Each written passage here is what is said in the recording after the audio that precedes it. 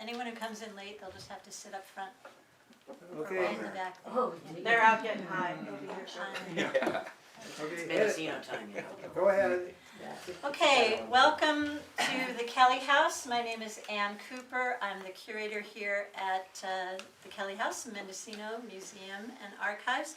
Today we have as our program the Pioneers of Pot, and I wanted to give a shout out to KZYX because I found out about Mr. Brian Applegarth through Jane Futcher's program Cannabis Hour one Thursday morning, and knew that we needed to find Brian and bring him here. And then Brian brought Pebbles Trippett to our attention, and so we want to welcome both Pebbles and Brian here this afternoon.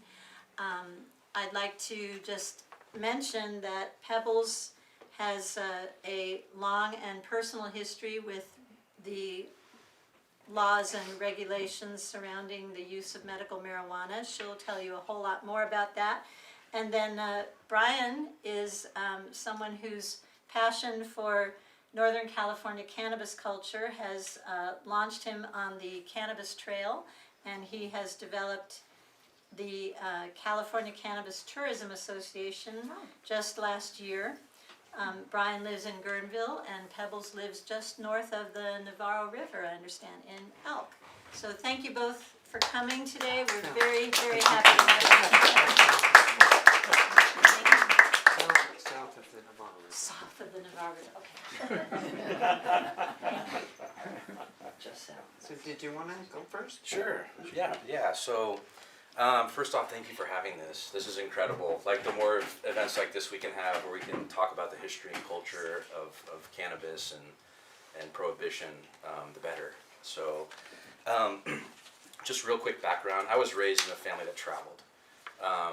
My parents always said the best education you're ever going to get is by traveling around the world and seeing other cultures. And that kind of set me on a path where the appreciation I have for certain things in life, the vitamins that I get from authenticity and real moments and things that inspire me is kind of how I'm wired. And about 3.5, 4 years ago now, I came up to started coming to Mendocino regularly and just fell in love with it. And it's been a very natural pathway. Come on. With cannabis and prohibition, it's a fascinating time because I feel like it puts kind of a microscope on certain elements and layers to our society and how we treat each other.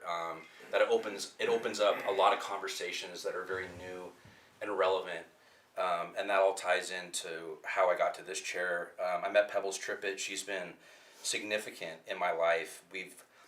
Haven't spent hundreds of hours together, but the moments that we've spent, it's viewing into somebody who's had a life well lived and really trying to make the world better. And she's introduced me to Dennis Peron, which opened up a whole new vault of information into the past, and it's one of the greatest gifts I've been given. So thank you for that.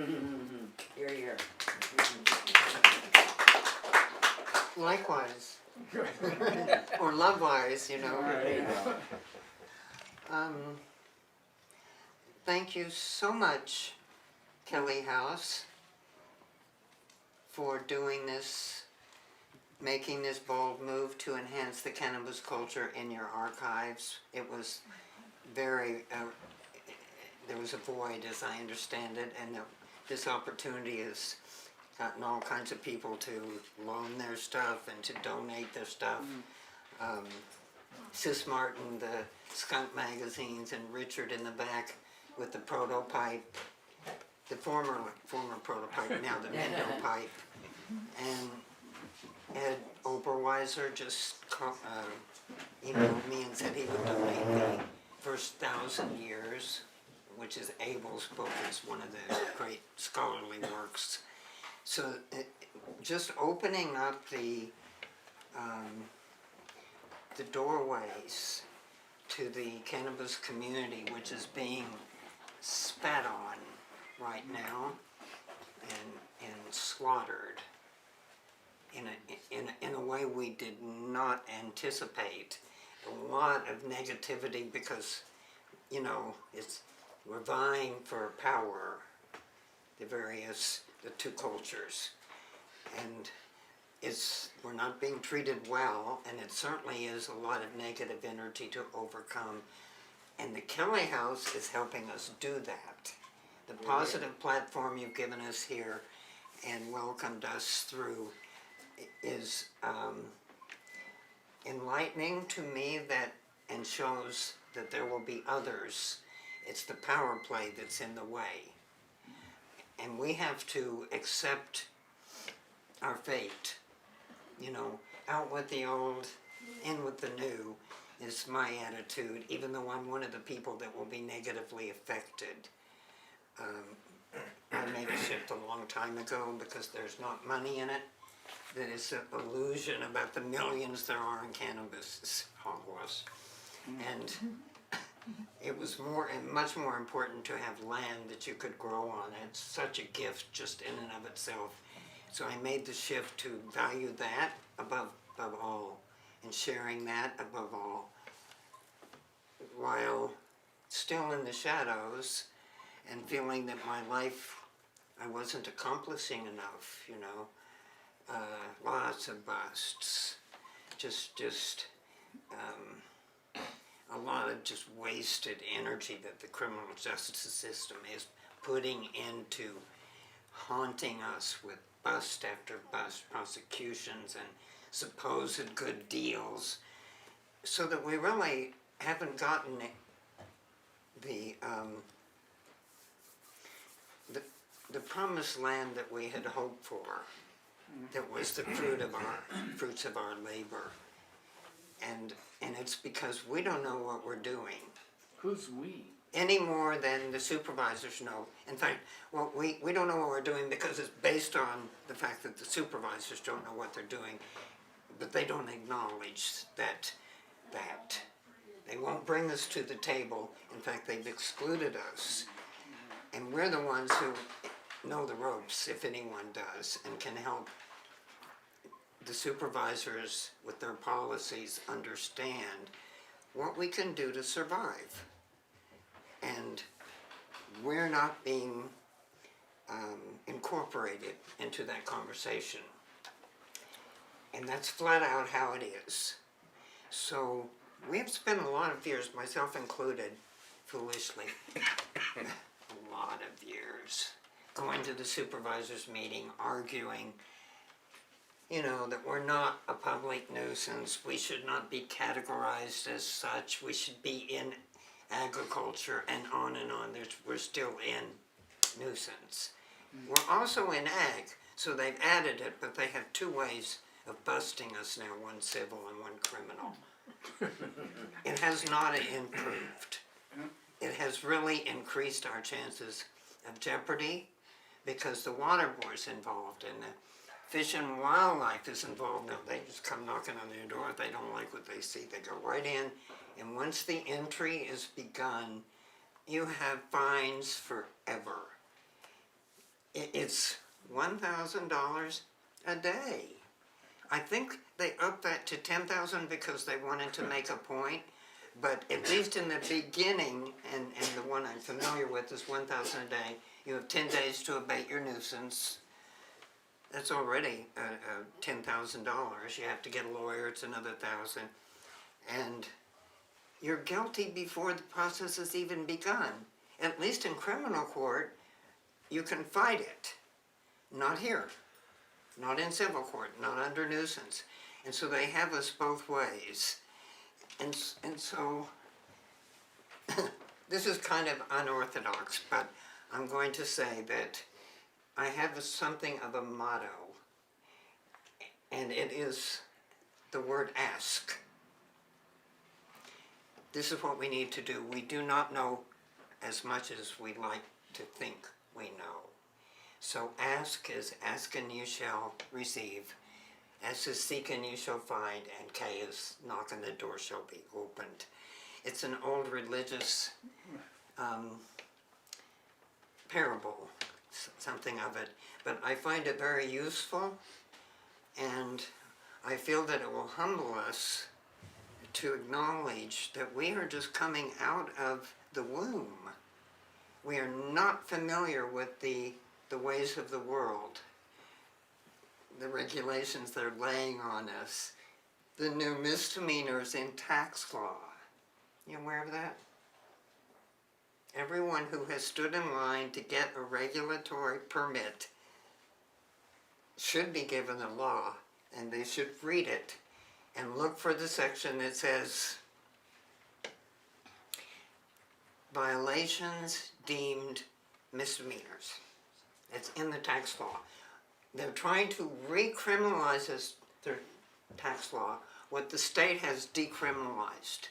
That should be just a ticket. It should be an infraction, not a new misdemeanor. Any violation is what you're subject to a misdemeanor under, well, lateness. Just about everyone here is gonna be late. Oh, At least Mendocino. once. And so we're just subject immediately to criminalization. And people need to know this before they decide to go stand in that long line and wait and wait and wait until the county gets this program together, which it's not going to do. I don't think there's a chance in hell that it's gonna get its program together without our input. They wanted 1.3 million in additional revenue was what they projected, and it turned out to be less than 50% that they got. And so they started saying, we got a problem here, and what do we do? And we got to get this program functioning. Well, it's not a program. It's not a complete program. It's not a functioning program by their own admission. Why are we standing in line for it? Why don't we wait until they complete it? Why don't we tell them, when you get done, we'll be back? Because look at the law, and look at that misdemeanor, and look at all of the regulatory hoops and procedures that they stick them out there. And then they change their mind later after they've collected your fee, and you do not get these fees back, from my understanding. They have a principle against giving anything back. And some people, I read of one who lost $400,000 waiting in line for 2 years, somebody who had quite a grow. Most people are just, in the small home garden, small family farm mode. But, you got to go put up a $5,000 fee. Most people don't have that as an extra stash. Hardly anyone that I know does. And so that already cuts out the small farmer, or puts a burden that is out of the question for almost all of us. The majority, but let's say, 80%. And so that goes in line with another one of the plans. I'm so sorry to have to go into all this negativity, but it's extremely important that we know, and maybe out of it will come our ability to form a cultural awareness. Step back from this political stuff, because it hasn't gotten us anywhere. What they have done is ban cannabis cultivation in something like 82% of Mendocino County total acreage. There are bans. It is not with loopholes. Right. In 3 major counties. That's timber production zone, rangeland, and forest land. Now, I think most of us on the coast live in at least one of those zones, so you're not supposed to grow. What about residential? Pardon me? What about residential? Don't they have a lot of bans on residential also? I don't think you can grow in residential. Well, you can in certain areas. I don't think that Right. they've made it so that virtually nothing is left. You can sell the land at fire sales to your children, but they can't grow, and so they might not care about hanging around anymore. But there are some exceptions, like there are some districts that are not, or were not banned, have overlays, they're called overlays into the counties that are banned, and so if you get lucky, you can figure out how to overlay. Or let them figure it out for you, but they're still trying to figure it out, and I don't know of anyone who's enlightened, you know, by their procedures. They're just fleecing us. And we don't deserve it just because we haven't figured things out yet. You know, we should really be taken by the hand by those in charge, the powers that be. We should be given guidelines, explicit and detailed guidelines as to what each step entails, so that they can't later say, oh, sorry, you can't grow in that district you've been waiting in line for 2 years for. It is not a myth. They're doing this again and again. Oh, well, and it's our lives and they don't care. And so I don't know why we're putting ourselves out for them. Yeah. I'm just, it's my understanding that cannabis, especially in our county, is the most regulated ag crop in the world. And that the wine industry or no other food industry has to be regulated, is required to restrict the use of pesticides, water use, etc., like cannabis is. Can you speak to that? Is this fairly accurate, Pebbles? That it is the most regulated ag business? I think it's the most regulated as both ag and nuisance. Because, and criminal. Almond is still busting all over the place. And you, on a regular criminal bust, you need a warrant. And so they would prefer not to have to bother. And under civil law, you do not need a warrant to enter a property. And you don't get the right to a jury trial. And you're presumed innocent. Presumed guilty. So these are disadvantages under the civil codes to the criminal codes, but they can get us any way they want us. And Humboldt County has a lawsuit against their regulations. Is just being filed, and it's similar. Well, the people took out a permit, but they didn't grow that year, and so they get charged anyway, and so they owe this tax, and they go back and they say, but I didn't grow anything. Too bad. You know, you get your tax, and that's what we collect tax money off of. And that's a common occurrence. So people have to make sure that they want to do it this year, or if they think they will wait before they actually grow. Wait before you get your permit, or you will be liable to everything that goes with that. And because of that nuisance angle, the financial burden is enormous. There's no financial burden under criminal law. You can get a public defender. You know, you don't have to go with your own attorney. You actually can move forward under the unjust conditions nonetheless. If you learn how to play that a bit, and you have to be willing to fight it on grounds that are constitutional grounds are best. Once you lose, then you have to learn how to appeal it, and once you appeal and you lose, you have to take that higher. You can work it without any money being spent other than to get there and to show up and have another chance. But with the civil, you can be wiped out. Pretty much most of us, with 1,000 a day, and I think it's 10,000 a day now, 100,000? I believe that is the new figure. Well, we need to tell them, no, not on our backs. You've had it. We've had it with you. And if we don't tell them that, well, they'll keep making it get worse, like the bans in 82% of the Mendocino County acreage. Isn't that remarkable? It's like cultural cleansing. It's a new ethnic cleansing thing.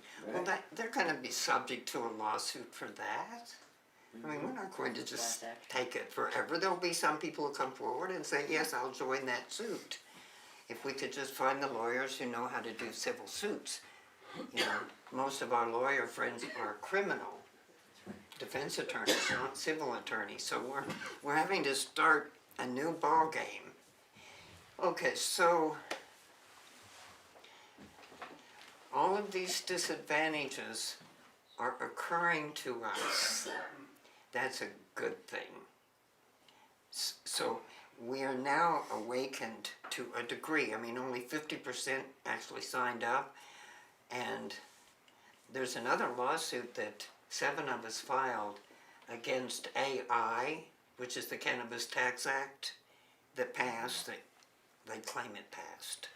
We claim it did not pass. 63% is not enough. They had 63 and 2/3%, and it takes 66 and 2/3%. So we filed saying, no, can't, that's cheating. Just because you say so doesn't make it so. So, oh well, we think we did okay because those funds we're suggesting, they're just general propositions. We don't mean they must go to road repair and they must go to health services and so on. Unrelated things, they specifically put it in the voter handbook. The funds will be used for this, and that makes it a special tax, not a general tax. A general tax just gets a minority vote, and a special tax gets the supermajority. So we have a lawsuit in court right now. And Howard Jarvis Association has just joined to represent us. So that increases our chances of winning. And they know what we're doing. We don't need to worry about that with them. So there are multiple challenges happening at the grassroots level that are sort of like the mycelia in the mushrooms underground. You can't see them, but they are at work. And they are producing future life that will work better for us. So if we move away from these problems by just giving it less energy and shift to the cultural, to conserving and appreciating and honoring the culture, I think that we will do better. We're wasting way too much of our energy trusting the government that has prosecuted us as criminals since 1937 with no let up. That's 80 years. They have never said, oh, we're coming around to you now, except of course to get the money. But they don't know how to get the money because they don't know how to persuade us that this is going to allow us to survive. Once people figure out, oh, you are actually ethnically cleansing Mendocino County, well, we will not participate in your ability to do that. And you know, there was this, you all will probably remember the Willits city council person who had to take a leave because of mental problems. Turns out he is a real estate agent. That's what his profession is. And he went out to sell lands under this new proposed law. And he said, this is rumored of course, he told some of the supervisors, I don't think you quite understand. I think you better start all over again because we can't sell these lands if you can't grow cannabis. That's what people are coming up here for. Take it from me, I can't sell these lands. Please change it. And they haven't.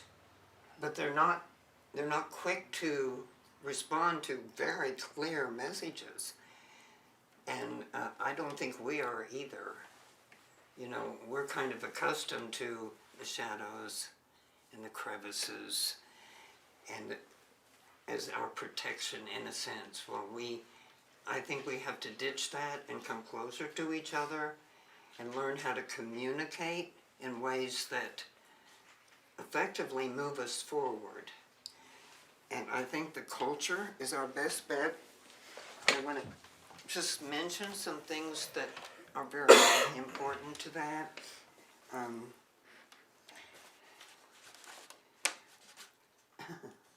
Though the most important things are the publications and the doctors, without whom we would have nothing, and the lawyers who stood by our side. There are these pockets of principled people who are with us entirely, and I feel that I should show some of that. It's this book over here is the most remarkable expression of cannabis culture you will probably ever see in life. That's a 1,000-page book. They didn't put out a 100-page magazine that they sent out periodically to hundreds of people. They put out one book, and they put everything in it. And it was years of activism based in Humboldt County. They even have a feed bag in there. It's very heartening when you see the culture that was being created, like another track, without regard to how they were, what they had in mind for us next. Just reflecting the spiritual essence of the cannabis plant and the lived experience of the cannabis community. It's only illegal and pariah because of our association with the plant. Ridiculous.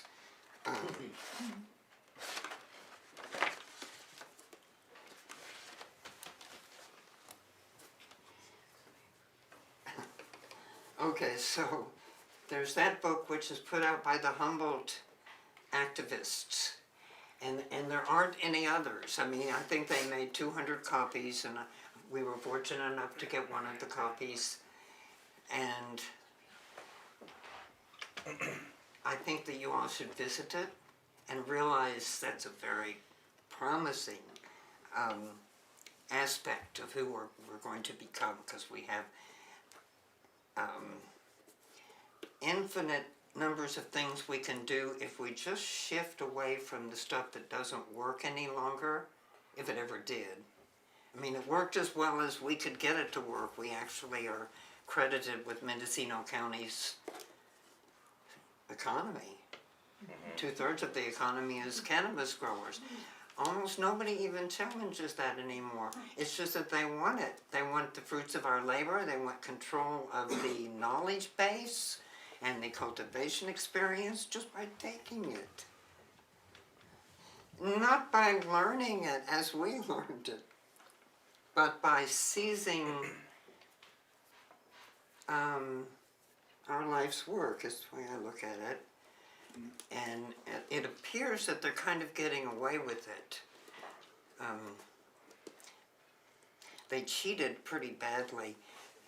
There was this 5-year delay that's in Prop 64, and they weren't supposed to allow any large grows, corporate grows, to get a permit for 5 years. They just ignored that. And the Ag Department issued the permit before the 5 years, before the clock started ticking. And how can they justify that? That's even worse because it's too early. They said, oh, because those were only emergency regulations. Didn't we tell you? They don't apply. And so no, we had no idea.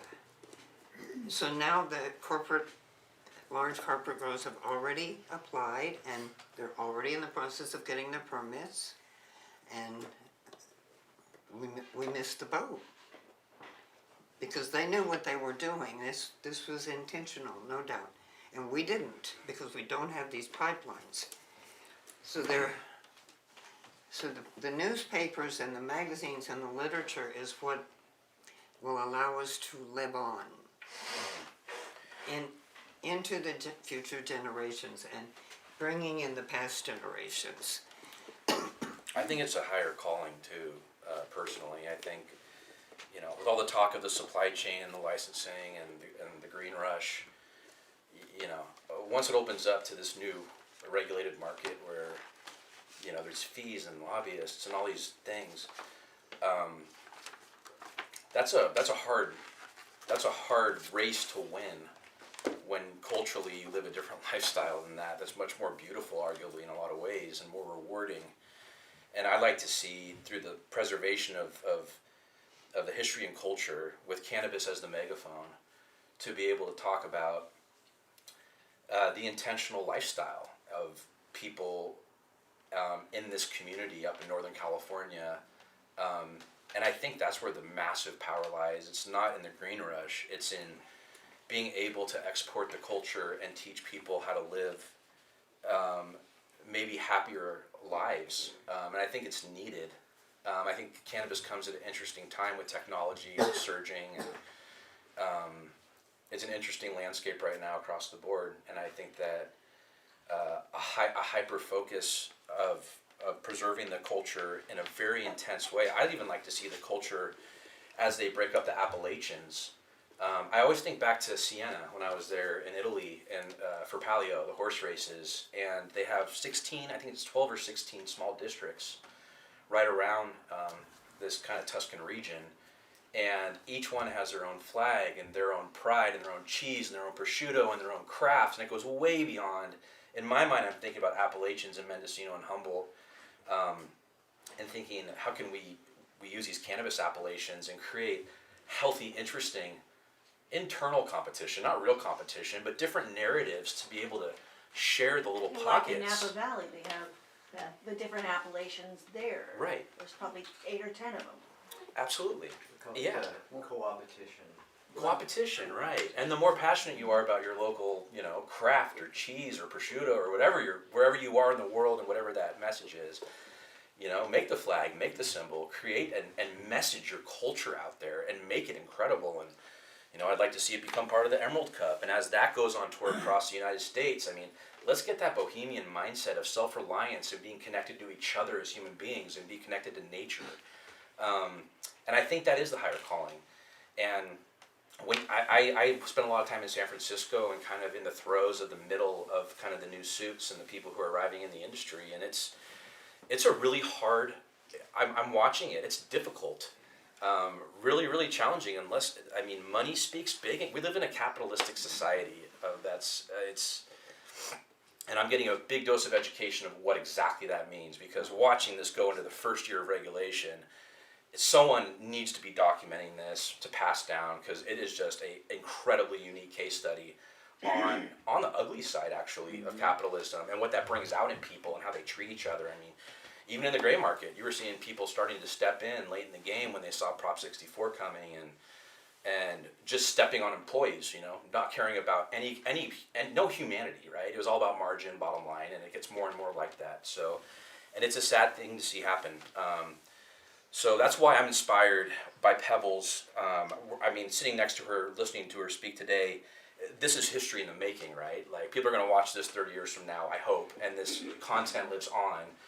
And who better to be delivering this message? And I hope that, you know, the recording today and the video goes like wildfire and gets spread and shared by MP3s. And that communication is really important, especially when you have somebody with the track record of Pebbles' success in navigating these kind of legislative issues and ideas of how to interpret what the landscape is, and how to collaborate to navigate it. But, you know, bringing it back to pioneers, it's the pioneers of pot today, you know, a living, breathing pioneer here, and Barely. For you.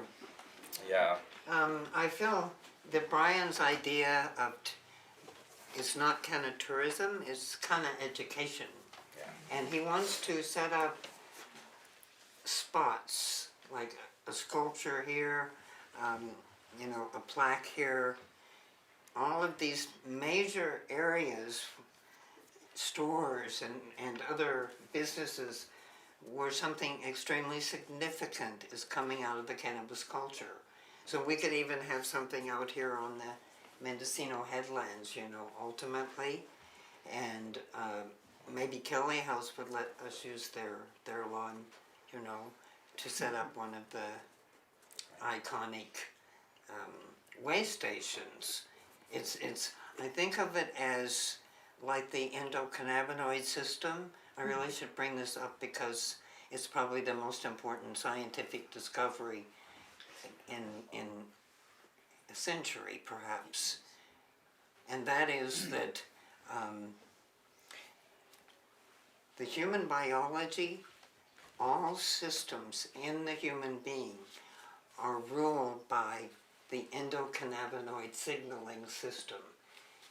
So everything, all of the various systems that guide us from reproductive, circulatory, guide us through the mechanisms of these fats, these lipids that go back and forth. And it's like with the damper on the fireplace. You turn it up if it's too much, you turn it down. You turn it up if it's too little, turn it down if it's too much. It can go both ways. That's how it does it. It's modulating the entire system. How does this miraculous thing called the human body actually work? Well, it works because the endocannabinoid system is working it.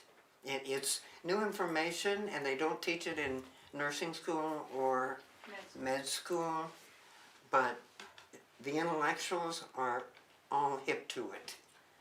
And this started 600 million years ago with the hydra sponge in the ocean. It is the reason it mattered to develop a cannabinoid system is because the sponge had two cells, and they had to communicate. And you know how weed helps you communicate. Socially. It biologically also apparently does the same thing. Everything flows better with cannabis. And so the two cells use the endocannabinoid system to communicate, and that's pretty primitive, but it went to every species, plant, animal species, except insects. It's such a remarkable thing to think about. Your cats, your dogs, your chickens, your everything has this endocannabinoid system similar to the cannabinoid system that is in the human being today. And I wanted to show you this. This is the Scientific American from 2004, and it says in it, the brain's own marijuana. This is 13 years ago. They knew this. Yeah. And they said everyone grows marijuana in their own brain, whether they know it or not. And so they outlined the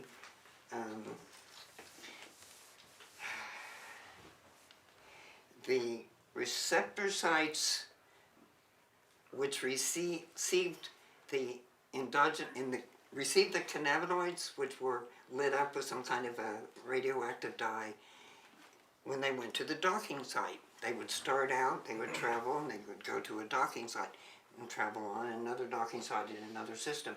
And they made the rounds of the entire circuitry of biological systems. And Scientific American tells us all about it. You can't get much more prestigious. So some doctors and scientists know the time of day. And so it's Marilyn Maitre of the Patients Out of Time said when she learned about this, she's a nurse, she's been at it forever and totally well loved. I didn't know, she said, and when I learned about it, I knew my life had opened up, and it was even more important that I be committed to saving this plant. So it's Raphael Mechoulam in the 1960s came up with the THC and CBD and other cannabinoids. And then Alan Howlett is her name. You probably never heard of her. Her team came up with this news about the endocannabinoid system. So it wasn't just isolated molecules, lipids that did what they do. What do we know? It became a united system that stems from Israel, where they have an extremely advanced research that goes back probably before the 60s, but that's when they came up with this discovery. And so that would generate 2 generations ago, and here we are still stuck with, Yeah. yeah. And to build on that, we have our 2 endocannabinoids that we produce internally. So, a cannabis plant aside, we have a functioning system with 2 identified cannabinoids that are called endocannabinoids because they're internal, we produce them. And then the ones that come from the plant are phytocannabinoids that work synergistically with the endocannabinoid system. Black pepper, clover also have cannabinoids. Like, these are things that are found in nature, right? So I think that's important to always have that lens on that cannabis isn't a standalone anomaly. Like, we have the system already working internally. The plant supplements that. And when you start looking at the decline of health, the food we're eating, the rates of cancer, I wonder if, being cannabinoid deficient is something that we were all subject to. In our little blip of life where cannabis was prohibited, there's a long history and multiple pharmacopoeias around the world where cannabis was included. I believe the government filed a patent in 2004 Something like that. for cannabis as a neuroprotectant, right? Because CBD is a phenomenal neuroprotectant. So there's there's patents being filed going back to the early 2000s by the federal government. These are all pointing in the direction where we all know where it's going. So I think at the end of the day, it's the constant conversation of, I always promote education, communication.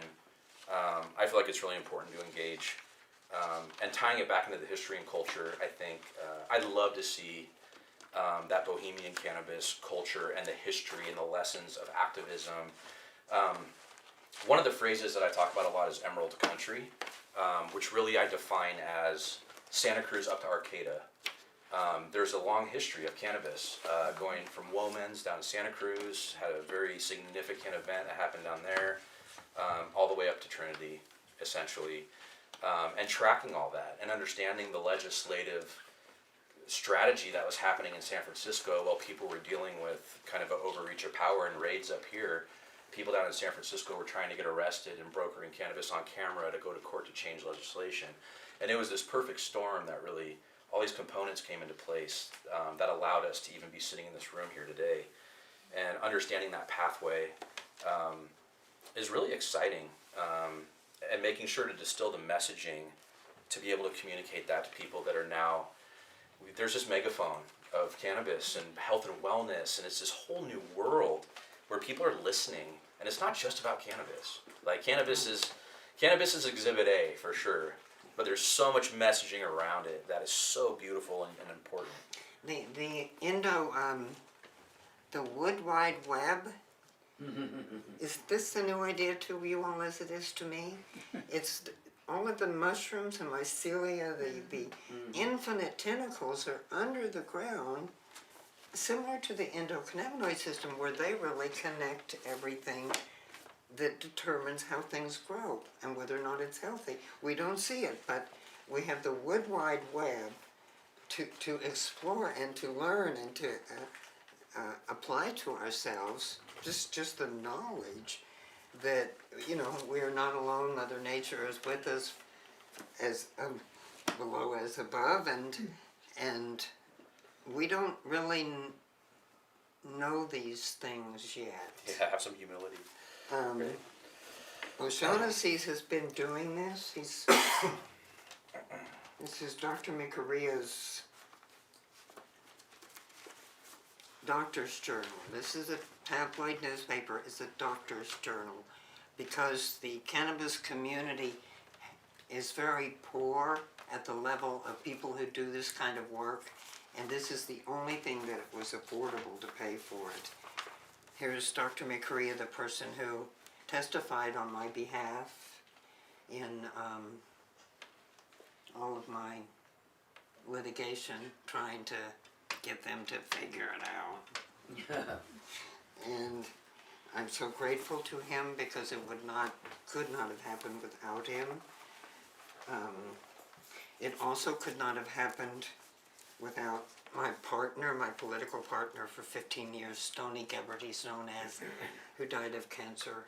And I feel that the prosecutions, which he was a big help in, actually killed him. Because he his own life on the line as much as I did. Because he worked on the cases that appealed infinite numbers of times until we finally got somewhere.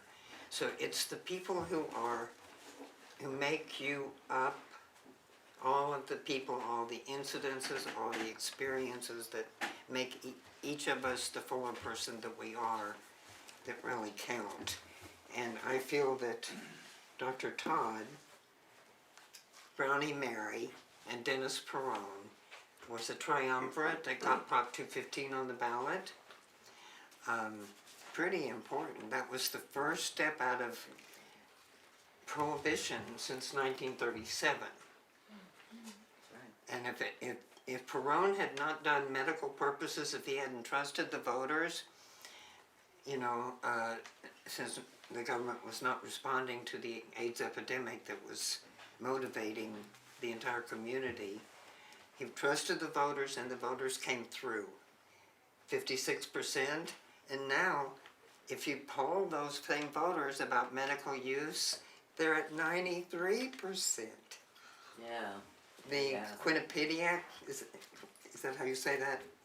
That poll was 93%, they're 92, 91, 88. They do not go under 88. The overwhelming support that came from this one action is instrumental in how, if we just turn to what we're good at, I think we'll fare better.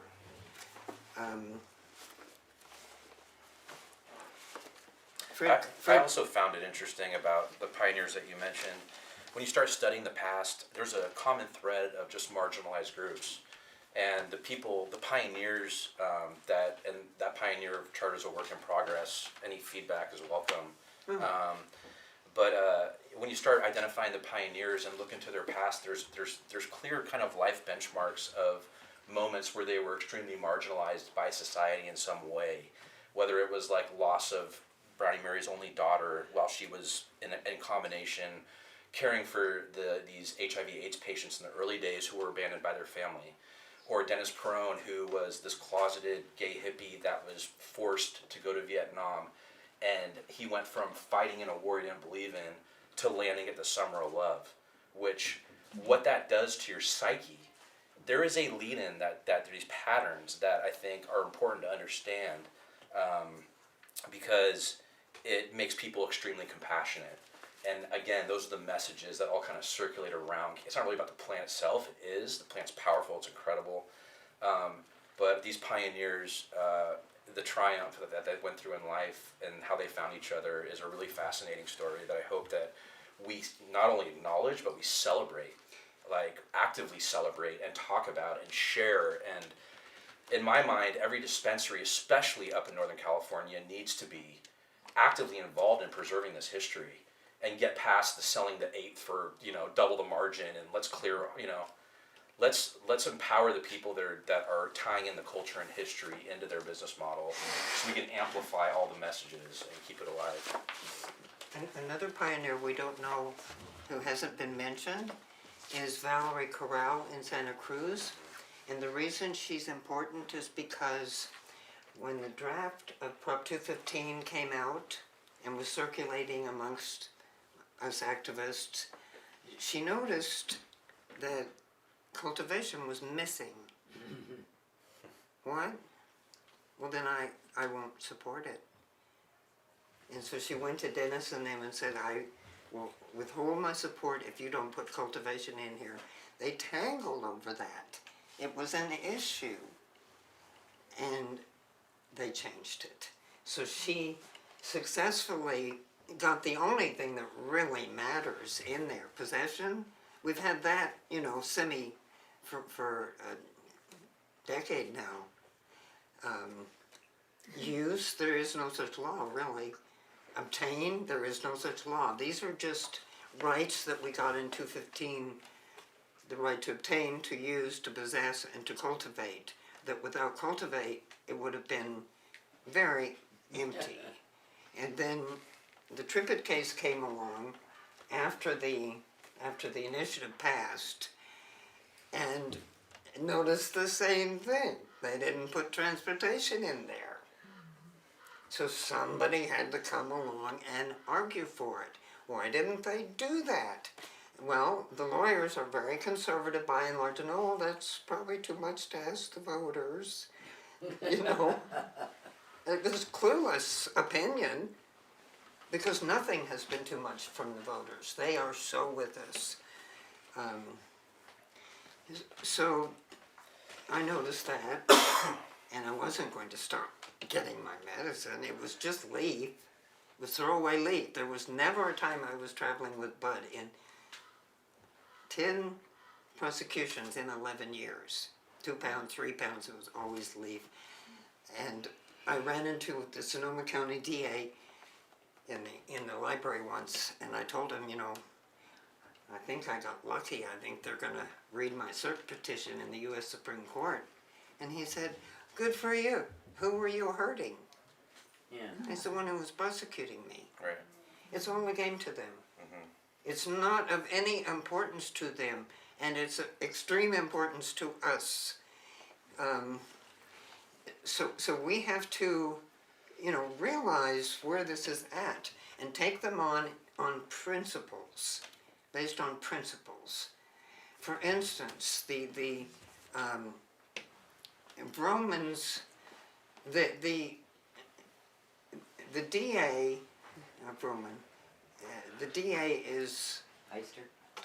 not doing it right. The Mendocino County DA has decided that he'll ask everybody who gets busted, did you want to take a plea? And I'll give you a really good deal if you'll take this plea. And charge them on the average $45,000 per person. Wow. In order to get a deferred judgment, which means at the end of the 6 months or year, 2 years, however long they give you, to not get in trouble. You can't get in trouble again, and your deferred judgment goes out the window. But they, at the end of that, if you've been a good girl or boy, then they will give you, they will dismiss the charge, the conviction, not the arrest. The arrest always remains. When they say they're going to erase your record, it only means one thing, and that is your conviction. And so, all of these people, it's about 99%. Do you ever hear of a trial? Why aren't we going to trial? It's a mystery until you think about, well, I guess being under conditions of prohibition kind of beat us back, and we didn't think we had a chance. And that has changed. That situation has utterly changed. If people would start going to trial, what we would find out is what happened to the Class K people. Back when they were red tagging outhouses, hundreds of them, they went through 4 criminal trials, and they lost every single one of them.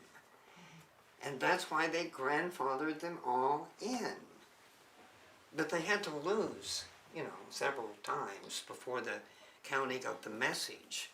And that is, well, I guess these criminal trials don't work very much because no one has found any crime. And so, acquitted, you know. So if we tried this approach, I feel that we would find our own people backing us up. We would win them over because we were taking principal positions rather than just, oh, whatever you say. Okay. I want to just hold these up so that people see. This is the Sensimilla Tips. I don't know if y'all remember this. It was the only thing happening from 1980 to 1990. He got busted, and so he had to change the name of the magazine to The Grower's Edge and leave the marijuana leaves off, but he went at it again from 1990 to 2000. So this is 20 years. Pass that around. And this is Fred Gardner's. Fred Gardner is the editor. He's been at it for 15, I believe, years, since 2003. And we wouldn't have the science, the endocannabinoid system information that we need without Fred Gardner's editorial savvy. So pass those around too. The Skunk magazine is based in Canada, but it's positioned for 15 years. John Bragados is the editor. Has been organic sustainability. green renaissance, not green rush. You know, the green rush is just the bums rush, get out of here. That's what that's all about. And the editor has been prosecuted for 5 years. It's coming to an end. I hope he only gets home bracelet or something, not prison. But everyone in these extremely key positions is suffering, having been prosecuted for 5 years, and every penny you've ever had taken from you, and you can't go any further because they ran out of money. That's the position Burgados is in. I have a column in this called Token Female, STOKIN. And I'm a contributing editor, and I wanted to point out that the woman in the back, Nona,